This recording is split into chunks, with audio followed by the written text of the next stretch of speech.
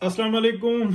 अच्छा, 63A का भी मामला जो है ना कॉल पे चला गया, वो भी हो जाएगा इंशाल्लाह। और आईनी तरमीम, उसके ऊपर भी मामला जो है ना वो काफ़ी हद तक नज़र आते हैं कि मौलाना फजल रहमान भी साथ में होंगे। और ये इसको खुशउस्लूबी से जो है ना आईनी तरमीम को किया जाएगा, इसलिए कि नागुज़ीर हो गया है। जो जजेस या जो ग्रोह इस वक्त में सरगर्म है, जो एक्चुअली उसको कहा जाए कि जो फैज़ नेटवर्क है वही अभी तक कंटिन्यू कर रहा है, तो वो उसको अगर इस वक्त में शिकस्त ना दी, तो ये जो जजेस हैं अगर ये पावर में आते हैं तो इनके इनकी सोच समझ अक्ल शऊर अ, की जो हद है ना वो ये है कि हमारे मफादात। और इन्होंने उसी तरह से बदअमनी फैलानी है जो साकिब निसार के दौर में फैली थी। और साकिब निसार के दौर में जो थी ना, पाकिस्तान की बुनियादें बहुत मजबूत थी, तो वो सारी जो थी ना इनकी लल्लुओं की कबलियाँ जो सी थी ना वो बर्दाश्त कर गए। इस वक्त में सूरत हाल ये है कि एक बहरान से निकलने की कोशिश की जा रही है। उसमें अंदर कोई शक नहीं है कि इस्टेब्लिशमेंट वो ये चाहती है कि बहरान की कैफियत से निकलें, यानी कि मुआशी हालात ठीक हो जाएं, लेकिन मुल्क ये हमारे ही काबिल रहे।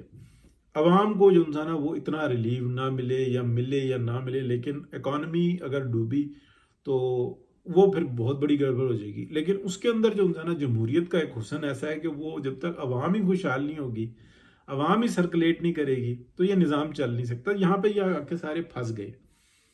जो इम्पोर्टेड बात मैं करने लगा हूँ ना, जो अभी तक को थोड़ी सी मालूमात आप ये कह लें कि ये जो कल ईरान ने एक तमाशा किया कि एक आप कह लें कि मिज़ाइल तो कहना, यस्कर्ट मिज़ाइल कहना, ये तो बहुत बड़ी बेशर्मी की बात है।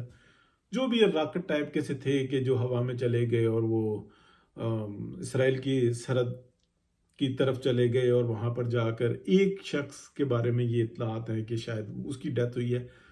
और वो बेचारा पता नहीं सीढ़ियों से गिरा है, कहाँ से गिरा है, कहीं भागते में गिर गया, उसको चोट लग गई या खुद अपनी मौत मर गया, वो जिम्मे डाल दिया। लेकिन वो जो भी कहेंगे वो सच होगा दुनिया में। वो फिर पूरी दुनिया आगे रोएगी कि हाँ भाई हाँ, जो तुम कह रहे हो उसका कोई सबूत नहीं है, लेकिन सब सच कह रहे हो। लेकिन एक बात ज़रूर है कि इसराइल ने ना जो अपने ड्रोन और वो सारे जो उड़ाए थे, और वो अक्सर उड़ाते रहते हैं कि हमारे पास ये टेक्नोलॉजी है, उसका मुजाहरा करते हैं, उसको बहुत चौकन्ना रखते हैं। तो वो उड़ा के उन्होंने बहुत अच्छे तरीके से बताया कि ईरान ने हमारे ऊपर जो है ना बहुत बड़ी वारदात डाली है। तो दुनिया को जो है ना वो बताया, और पुरानी नई वीडियोस के रॉकेट आके लग गया, ये हो गया वो हो गया, कोई ऐसी कहानी नहीं है।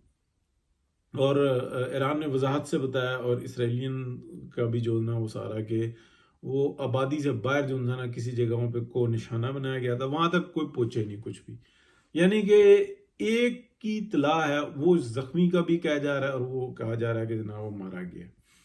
अब मैं अगली बात करने लगा हूं। देखें, ये जो निशाना है ना वो पाकिस्तान है, ईरान नहीं है। ईरान ने और ईरान के साथियों ने हमेशा अरबों को और मुसलमानों को बेइज्जती कराया। बहुत, मैं आपको वजाहत से बताऊं कि उनकी अपनी एक सोच है, उस अपनी एक फिक्र है, उनकी अपनी जो सी है ना एक जद्दोजहद है, और उसके अंदर वो हमेशा से ये नज़र आता है कि जो इक़्तिदार में आ चुके हुए हैं चंद लोग वो, और उनमें फाका मस्त भी हैं और मेन करते धरते भी हैं, वो बस अय्याशी में रहना चाहते हैं। उनको प्रोटोकॉल्स मिलते हैं, उनकी अपनी एक ज़िंदगी है। और मैं लफ्ज़ ज़्यादा नहीं इस्तेमाल करना चाहता, लेकिन अंदर खाने लोग बोलते हैं, उनका इक़्तिदार है, वो कहते हैं बस ये चलता रहे, बाकी ठीक है। हमने पूरे मुल्क पे कब्जा किया हुआ है, पूरी दुनिया में हमारी बैजा बैजा है, हमने दुनिया में जो है ना अपना एक मकाम बनाया हुआ है, बिल्कुल ऐसे जैसे इमरान खान, वो जेल के अंदर भी जो है ना बादशाहों की सी जिंदगी गुजार रहा है, और उसने पूरे पाकिस्तान के अंदर इंतशार पैदा किया हुआ है। हालांकि वो नहीं कर रहा, वो खुद इशारों पे नाचता है, लेकिन एक नाम बना हुआ है। ऐसे ही ईरानियंस हैं। अब ये बात बहुत सारे लोगों को जो है ना तकलीफ दे होगी, क्योंकि उनके जज्बाती मामला आते हैं उनके साथ ना, जो ईरानियंस हैं उनके साथ जज्बाती मामला आते हैं। और कुछ, यानी कि चलें, आप समझ रहे हैं बात जो मैं कहने की कोशिश कर रहा हूँ। मैं अब जो बताने लगा हूँ, जो चीज़ है वो ईरान के ऊपर अब अटैक आएगा, इसमें कुछ शक नहीं है। وہ آج رات آتا ہے، وہ ایک ہفتے بعد آتا ہے، 10 دن بعد آتا ہے، لیکن آئے گا، اور وہ آپ کہہ لیں کہ صرف میزائلوں سے نہیں آئے گا، وہ ان کے فائٹرز بھی آئیں گے، اور وہ بہت آگے تک آئیں گے۔ یہ بات ذہن میں رکھیں، وہ ہو سکتا ہے کہ پاکستان کے بارڈرز تک آئے، تو وہ یہ چیک کریں گے کہ پاکستانیوں کا کیا ریئیکشن ہوتا ہے۔ یہ ہوگی مین چیز کہ Pakistani forces, Pakistani air force کتنی الرٹ ہوتی ہے اور کس طریقے سے الرٹ ہوتی ہے۔ وہ ایسا نہیں ہے کہ وہ ایک دم آ گھسیں گے، ایک ایک انچ کا حساب ہوتا ہے۔ اگر جو پاکستانیوں نے اپنے الرٹ شو کی اور وہ بارڈر نہ کراس کر سکے، یا اگر وہ بارڈرز تک آئے اور وہاں پہ آمنا سامنا ہو گیا، تو وہ پلٹ جائیں گے۔ اور اگر جو وہ 2 میل کا 500 میٹر کا 100 میٹر کا اندر سے چکر کاٹ کے چلے گئے، تو پھر آپ سمجھ لیں کہ کل پھر ایسے ہی ہوگا۔ پھر یہ اندر کی میلی بھگت ہے پاکستان کی، میں بالکل وضاحت کے ساتھ بتاؤں۔ ایسا نہیں ہو سکتا کہ اس صورتحال کے اندر ایک ایک لمحہ جو ہے نا وہ بڑا قیمتی ہے، تو بہت چوکس رہنا ہوگا۔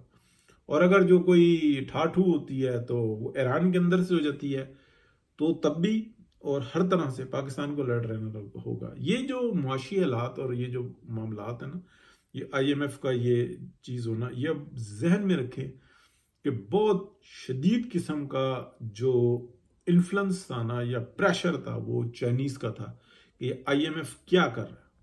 کیونکہ آئی ایم ایف کا جو کے اوپر جو ہے نا، جو مالیاتی ادارہ ہے، مانیٹرنگ کا ہے، لیکن یہ ایک پولیٹیکل ادارہ بھی ہے، تو پھر وہ چائنیز کی کا انفلوئنس ہوا، سعودی عرب نے بھی اپنی جو ہے نا بھاگ دوڑ کی، لیکن مین جو اثر تھا نا کہ یہ کیا کر رہے ہو تو، اور حد اور بس ہوتی ہے، تو پھر وہ جو ہے نا انہوں نے سارے معاملات کو درست کیا۔ تو یہ چیز تھی۔ چلیں جی، بات کرتے رہیں گے، دیکھتے ہیں، اللہ خیر کرے گا۔ بہت شکریہ، اللہ حافظ۔